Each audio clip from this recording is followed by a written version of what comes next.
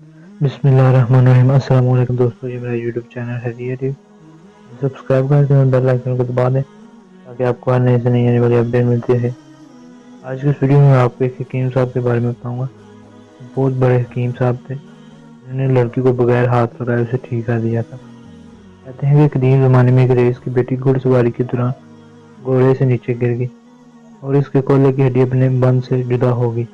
लड़की के बाप ने बहुत से हकीमों से इलाज करवाने की कोशिश की, हड्डी को वापस अपनी जगह पर बैठाए, मगर मुसीबत यह थी कि लड़की किसी हकीम को अपने जिस्म छूने की इजाज़त नहीं देती थी।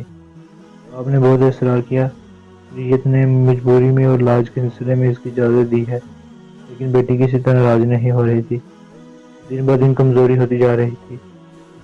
हर लोगों ने मशवरा दिया कि शहर से बाहर एक जोक हकीम साहब के पास गई और अपना मसला बयान किया तो हकीम साहब ने कहा कि एक शर्त पे आपकी बेटी का कोहला वापस ठीक कर दूंगा। वो शख्स कहने लगा, जो भी शर्त हो कबूल कर लूंगा। हकीम ने कहा, शर्त यह है कि एक मोटी ताजी गाय मेरे लिए ला दो तो मैं इलाज कर दूंगा आपकी बेटी का। वो शख्स बहुत भारी कीमत पर शहर की सबसे सेहतमंद गाय खरीद कर हकीम साहब के घर ले गए। हकीम साहब ने कहा, आप अपनी बेटी को परसों अपने साथ ले आए, इसी दिन अल्लाह के हुक्म से इसका इलाज कर दूंगा। जब वो शख्स चला गया, हकीम साहब ने अपने शागिर्दों से कहा, 2 दिन तक ना तो गाय को घास का एक तिनका खिलाया जाए, ना ही पानी का एक कतरा पिलाया जाए। शागिर्द हैरान हुए कि इतनी सेहतमंद गाय 2 दिन में भूख और प्यास से मर न जाए, लेकिन चूंकि उस्ताद का हुक्म था इसलिए तकमील के सिवा कोई चारा न था। 2 दिन तक गाय भूख और प्यास की शिद्दत से बहुत कमजोर होगी। दोपहर के वक्त वादे के मुताबिक वो शख्स अपनी बेटी को चारपाई पर डालकर हकीम साहब के पास ले आया। हकीम साहब के वालिद से कहा कि अपनी बेटी को गाय की पीठ पर बैठाएं।